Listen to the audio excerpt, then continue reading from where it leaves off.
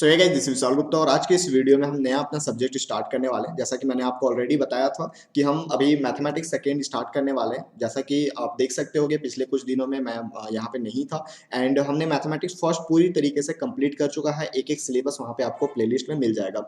रही बात mathematics second की, तो मैथमेटिक्स सेकेंड की भी कुछ पुरानी लेक्चर हैं, बट ये जो नई लेक्चर है वो आपको नई अपडेटेड लेक्चर मिलेगी जो कि प्रीवियस क्वेश्चन के साथ यहाँ पे आपको देखने को मिलेगा। सो बेसिकली आज की इस वीडियो में आप जैसा देख सकते हो हम सिलेबस यहाँ पे डिस्कस करेंगे कि क्या क्या सिलेबस है और आने वाले हमें 2-3 महीनों में क्या क्या पढ़ना है। राइट, सो आप देख सकते हो कि हमारे पास जैसे यूनिवर्सिटी का सिलेबस है वो unit first, second, third, fourth, fifth, इस तरीके से 5 हमारे पास सिलेबस है।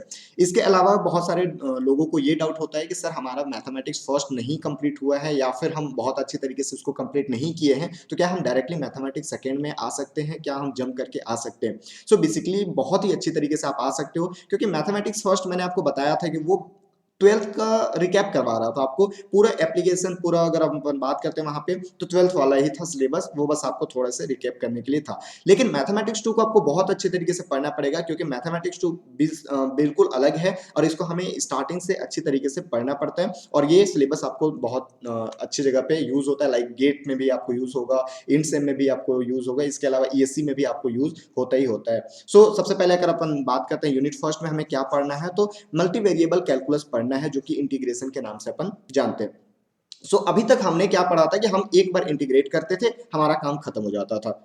लेकिन यहाँ पे ऐसा नहीं करना है, हमें डबल और ट्रिपल इंटीग्रल्स के बारे में पढ़ना है। हम उसको 2 बार इंटीग्रेट करेंगे, फिर उसके बाद 3 बार इंटीग्रेट करेंगे। तो इस तरीके से हमें डबल और ट्रिपल इंटीग्रल्स पढ़ने हैं। उसके अलावा अगर अपन बात करते हैं change of order of integration in double integrals. अब जैसे ऑर्डर जो होता है, मैंने आपको लास्ट वीडियो में बताया था कि ऑर्डर और डिग्री क्या होता है। ऑर्डर को चेंज कर लेंगे, लाइक अगर हमारे पास 2 ऑर्डर है तो हम उसको 3 ऑर्डर में चेंज कर ले, 4 ऑर्डर में चेंज कर ले, 4 ऑर्डर में है तो 1 ऑर्डर में चेंज करके सॉल्व करें। तो इस तरीके से हम उसको ऑर्डर को भी चेंज करके सॉल्व करते हैं। इसके अलावा अगर अपन बात करते हैं चेंज ऑफ वेरिएबल चेंज कर लेते हैं कार्टेशियन टू पोलर। जैसे आप दो चीज देखते होगे, एक कार्टेशियन फॉर्म होता है, एक पोलर फॉर्म होता है। पोलर फॉर्म में बेसिकली हम एंगल के बारे में बात करते हैं, तो उसको चेंज करके, लाइक अगर हमारे पास प्रॉब्लम कुछ गिवन है वो कार्टेशियन फॉर्म में है, तो उसको हम पोलर फॉर्म में चेंज करके सॉल्व करेंगे। उसके अलावा अगर आप पोलर फॉर्म में है तो कार्टेशियन फॉर्म में चेंज करके सॉल्व करेंगे। जैसे कि आपने देखा भी होगा, अगर आपने लाप्लास पढ़ा है, बेसिकली अभी आप लाप्लास नहीं पढ़ोगे, मैथमेटिक्स 3 में लाप्लास पढ़ना है,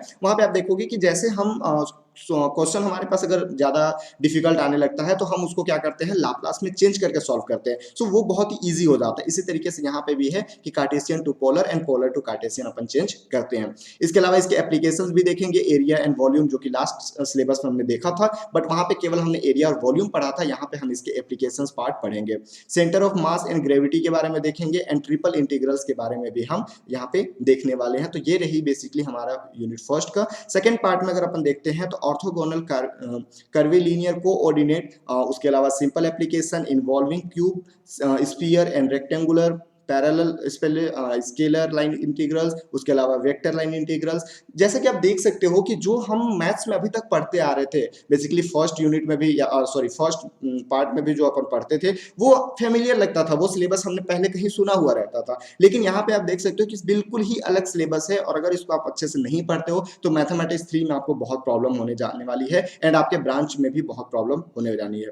तो ये आप देख सकते हो कि बहुत सारे अलग अलग, जैसे अपन को स्केलर सरफेस पढ़ना है, इंटीग्रल्स, उसके बाद वेक्टर सरफेस पढ़ना है, उसके बाद अगर अपन बात करते हैं तो गॉस एंड स्टोक्स पढ़ना है, और इसके एप्लीकेशंस भी पढ़ने हैं। तो ये रहा first unit multi variable calculus के बारे में, जो कि हमें कम से कम यहाँ पे अगर नहीं भी देखें तो हम छोटा छोटा वीडियो ही रखेंगे, जो कि 15 से 20 लेक्चर हमें यहाँ पे लगने वाले हैं। उसके अलावा अगर अपन यूनिट सेकंड की बात करते हैं तो first order ordinary differential equation. अभी तक आप क्या पढ़ते थे, डिफरेंशियल इक्वेशन पढ़ते थे, राइट। अपन क्या पढ़ते थे, डिफरेंशियल इक्वेशन पढ़ते थे। लेकिन अब डिफरेंशियल इक्वेशन के 2 पार्ट होते हैं, एक ऑर्डिनरी डिफरेंशियल इक्वेशन, एक होता है partial differential equation. Ordinary differential equation अभी आपको पढ़ने हैं, अभी मैथमेटिक्स 2 में पढ़ने हैं। लेकिन अगर अपन पार्शियल डिफरेंशियल इक्वेशन की बात करते हैं तो ये मैथमेटिक्स 3 में पढ़ने हैं। ये हमारे पास 2 पार्ट हो जाते हैं डिफरेंशियल इक्वेशन के, राइट।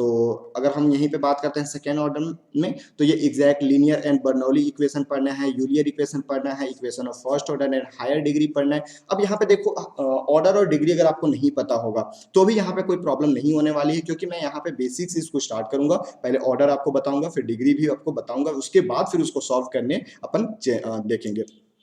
इसके अलावा इक्वेशन को सॉल्व करेंगे वेरिएबल p के लिए, वेरिएबल y के लिए एंड वेरिएबल x के लिए। इन तीनों वेरिएबल के लिए हम इक्वेशन को सॉल्व करेंगे। उसके बाद क्लौराट टाइप के जो भी हमारे पास प्रॉब्लम रहेंगे उसको हम यहाँ पे सॉल्व करेंगे। सो बेसिकली ये यूनिट जो है थोड़ा सा आपको देखने में लग रहा होगा भले ही छोटा, बट बहुत ही ये कॉम्प्लिकेटेड पड़ जाता है अगर आपको इक्वेशन सॉल्व करने नहीं आ रहा है तो।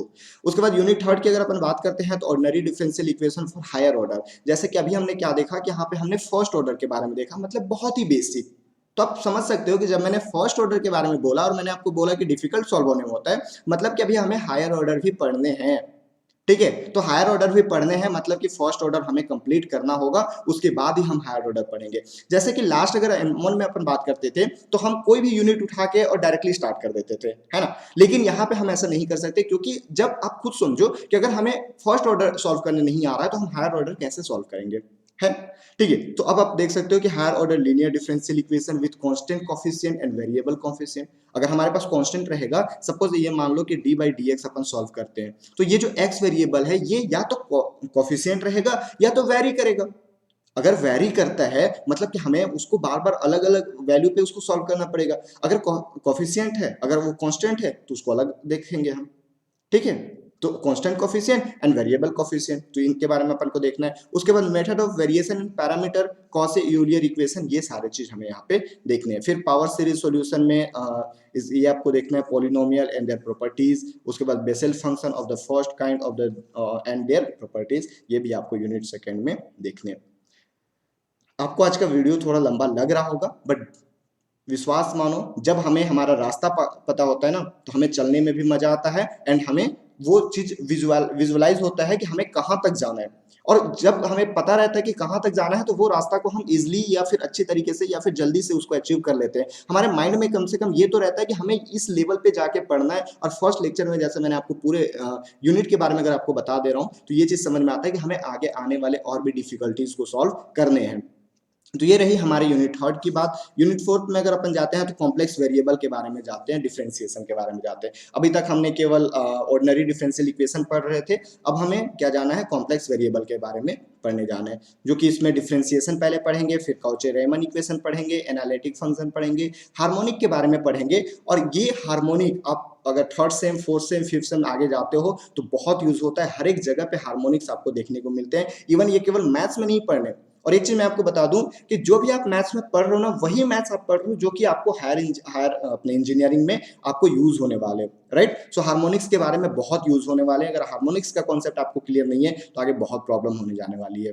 ठीक है, उसके बाद फाइंडिंग हार्मोनिक कॉन्जुगेट, कॉन्जुगेट कैसे हार्मोनिक फाइंड करते हैं वो पढ़ना है। एलिमेंट्री एनालिटिक फंक्शन पढ़ना है, जिसमें एक्सपोनेंशियल के बारे में देखेंगे, ट्रिग्नोमेट्रिक के बारे में देखेंगे और लॉगरिथम के बारे में देखेंगे, और इसके प्रॉपर्टीज भी पढ़ने हैं। ठीक है, उसके बाद कन्फॉर्मल मैपिंग पढ़ना है, Mobius transformation and their properties के बारे में हमें यूनिट फोर्थ में पढ़ने। रही बात लास्ट बट नॉट लीस्ट हमारे फिफ्थ वेरिएबल में अगर आप देखें तो कॉम्प्लेक्स वेरिएबल है, जो कि इंटीग्रेशन है। अभी हमने इससे पहले क्या किया था, कॉम्प्लेक्स वेरिएबल में डिफरेंशिएशन देखे थे, लेकिन अब हम कॉम्प्लेक्स वेरिएबल में इंटीग्रेशन के बारे में देखेंगे। ठीक है, तो ये कंटोर क्या होता है, कंटोर इंटीग्रल्स के बारे में हम देखेंगे, कॉचे गॉस थ्योरम देखेंगे। इसमें प्रूफ नहीं करना, बेसिकली ये सिंपल है।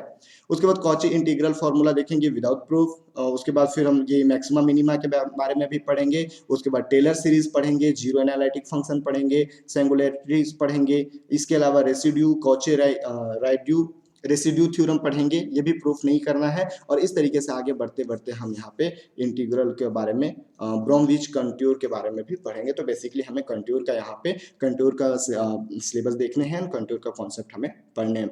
तो ये रहा आपके पास कुछ यूनिट्स एंड ये सिलेबस, जो कि आपको एक एक करके हमें पढ़ने हैं। और बेसिकली बहुत ही अच्छी तरीके से ये मैं इस बार, क्योंकि ऑलरेडी मैंने बहुत सारे चैप्टर्स पढ़ा चुके हैं इसके, M2 की बात करें तो आपको प्लेलिस्ट में मिल जाएंगे, बट इस बार मैं कुछ और, क्योंकि मैंने बहुत जगह से बहुत सारे रिसर्च और बहुत सारे पढ़ा, उसके बाद मेरे को लगा नहीं, कुछ और भी आपको प्रोवाइड करना चाहिए। एंड इस बार का आप देखो, इस बार का लेक्चर जो आपको मिलेगा वो थोड़ा अपडेटेड मिलेगा। हाँ, मैं इतना मान सकता हूँ कि आपको डेली बेसिस पे लेक्चर्स नहीं मिलेंगे, क्योंकि मुझे भी अलग अलग रिसोर्सेज से पढ़ना पड़ रहा है, इसके बाद ही मैं आपके सामने आके प्रोवाइड कर रहा हूँ। लाइक ऐसा नहीं है कि मैं सो के उठा और आपके सामने आके कुछ भी बकबकाने लगा, कुछ भी बोलने लगा, ऐसा नहीं है। बिल्कुल आपको ऑथेंटिक रिसोर्सेज मिलेंगे, अच्छी तरीके से मैं खुद पढ़ूंगा, उसके बाद ही आपको यहाँ पे प्रोवाइड करूँगा, राइट? सो आप बिल्कुल बिलीव कर सकते हो। एंड अगर यूनिवर्सिटी एग्जाम के लिए, अभी बेसिकली मैं यूनिवर्सिटी एग्जाम के लिए ही निकाल रहा हूँ, उसके अलावा अगर आप गेट एग्जाम भी प्रिपरेशन करते हो तो वहाँ के लिए भी बहुत जल्दी वीडियोस लेक्चर आना स्टार्ट हो जाएंगे। सो आई होप ये चीज़ आपको बहुत अच्छी तरीके से समझ में आया होगा। सो मिलते हैं इसके फर्स्ट लेक्चर के साथ, जो कि हम पहले यूनिट स्टार्ट करेंगे। पहले यूनिट के साथ हम अपन यहाँ पे स्टार्ट करने वाले हैं। सो मिलते हैं फर्स्ट वीडियो में, तब तक के लिए जय हिंद।